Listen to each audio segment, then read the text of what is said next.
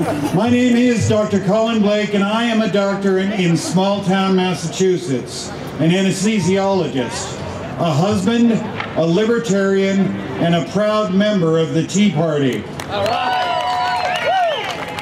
I'm not here to tell you anything you don't already know.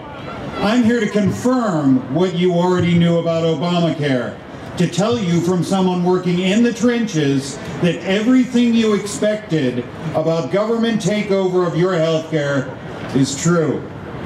I'm honored to speak to you today, honored because of what Tea Party means to me. It means regular people, barbers and bikers, cops and lawyers and Marines and carpenters, working people, people who pay their bills and suffer in silence over their mortgages. They raise their children, they pay their own way, and they never ask for anything but to be left alone. They work their jobs, they give to charity quietly. They're not political operatives with a bullhorn. They're not community activists. They don't want anything to do with government. They joined the Tea Party and stood up to the government because they want nothing from it. Nothing but their freedom. They don't take part in tea parties because they want to rule over others, but because they want to be left alone. They are the people of the United States.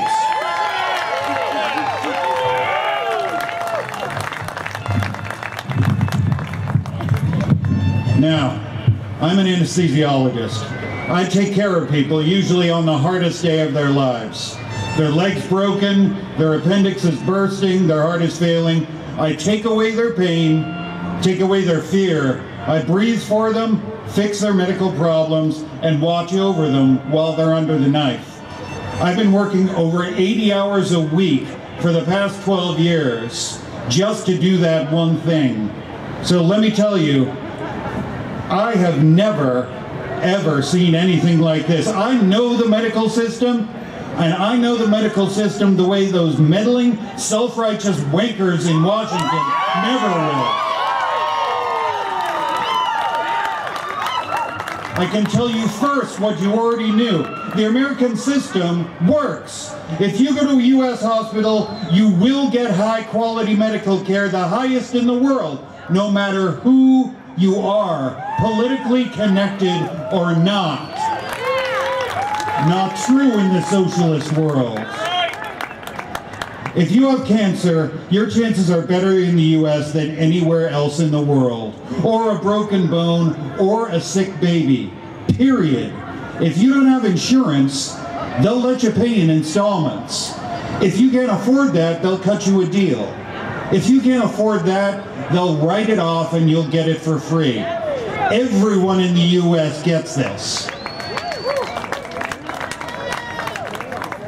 But someone who doesn't trust in capitalism or the benefits of competition or the freedom to choose wants to change all that.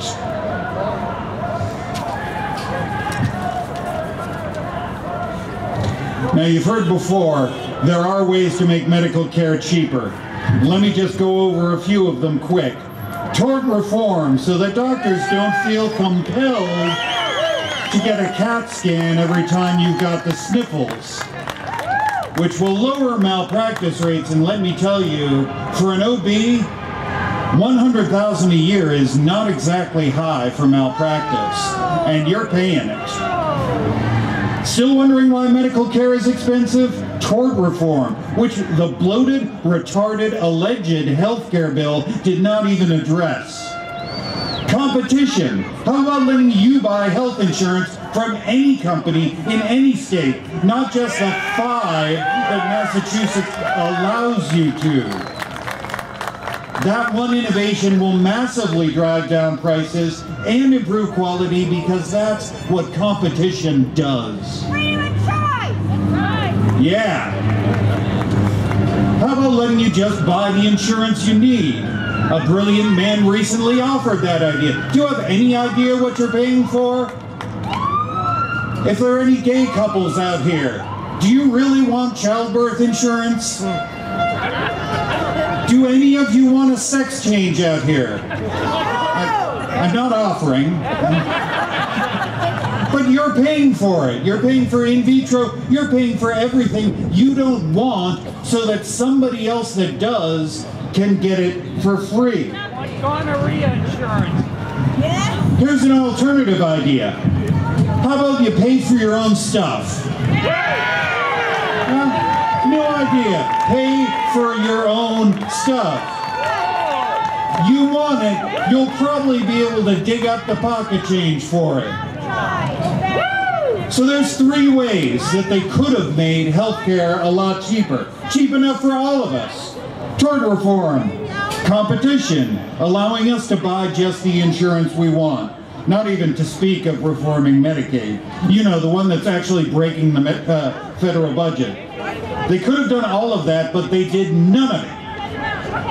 They went in the other direction. No tort reform, less competition.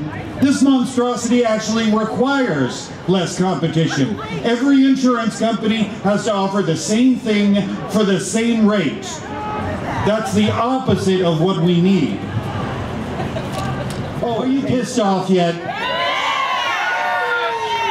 You should be, but then you knew that already. So what do you get when you have government-run healthcare? Look around the world to find out. Look at the highly vaunted British system. All government paid, all government run. How long do you wait in the ER? An hour? 2? 10 hours? How about 3 days when you're bleeding? That's the British medical system. 3 days until your blood runs out, your appendix bursts, and the ectopic pregnancy ruptures, and there's not a damn thing you can do. You can't sue them. They're the government. You can't get them fired. They're government employees. They're following procedure, and you can't even vote them out because they're bureaucrats. That's what you get. In fact, they control you because they can decide whether your child lives or dies. Do you think the senators have to worry about whether they're going to get cardiac surgery? No way. Of course. They're going to get their treatment. George Soros and Sean Penn, are they going to get treated? You bet they are. They're the politically connected. But you, your sons, your husbands, they are dead. Because unless you're one of the elite, there's no reason for a bureaucrat to let them live. But you didn't need me to tell you that. You knew that already. There will be shortages, and the little people, the taxpayers, are going to be the ones to suffer through it. That's Economics 101, people. Does anyone remember when Carter fixed gas prices in the 70s? What did you get? 4-hour lines to get half a tank of gas every other day. You want that in your ER when your daughter's dying of sepsis? Because that's what you're going to get. I warn you now, once you give them the power to treat you or not treat you, you are their slaves. I don't exaggerate here. What would you not do to see your daughter get the operation that she needs? They will own you. Kathleen Sebelius can deny your son chemo. She can see that you don't get dialysis. You don't believe it? In England, when you're 65, dialysis is done, and they leave you to die. In Canada, you're forbidden to get private health insurance, even at the cost of your life. This Kathleen Sebelius, she can pull the plug on your mother if she wants. She can pull my license to practice medicine just for speaking my mind. She's already done that with insurance companies just for telling the truth about Obamacare. And so they shut up. But I will not shut up. I am not worthy to call myself a man and a patriot if I am not ready at all times to risk my well-being, my body, my life. This isn't about health care for them. It's about control. 2 messages echo through the pages of this healthcare monstrosity. Obey and be rewarded, resist and be punished. Paul Ryan put it very well recently. Every day, more see that the road to serfdom in America does not involve a knock in the night or a jackbooted thug. It starts with smooth-talking politicians offering promises and compromises and an opportunistic leadership that chooses not to stand up for America's enduring principles of freedom and entrepreneurship. Last century, governments murdered 130 million of their own citizens. Does the idea of having them in charge of your health care concern you at all? It should. Well, we have spoken up. The Tea Party was born because we will not have it. The final insult from our masters has been to mock us for our anger. When the slavers and the scum that are the Congress of these United States hear your anger, they mock you for it. They tell the media you're racists and extremists and wrong to oppose your own enslavement. Well, I tell you in the words of Mahatma Gandhi, first they ignore you, then they laugh at you, then they fight you, then you win.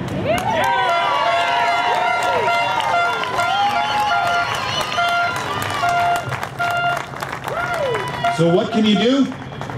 You can fight. You can go to your local Tea Party and fight. Work on elections and throw those lying fascist bastards out. Not just in DC, but here locally. Repeal what they've done and put the fear of God into them about ever touching our freedom again with their filthy hands. Let's tell them now. Let's tell them that we will not have them as our lords, nor believe. Can you hear us now? Can you hear us now? Can you hear us now? Can you hear us now? You better hear us, because we're coming for you in 2012, one way or another.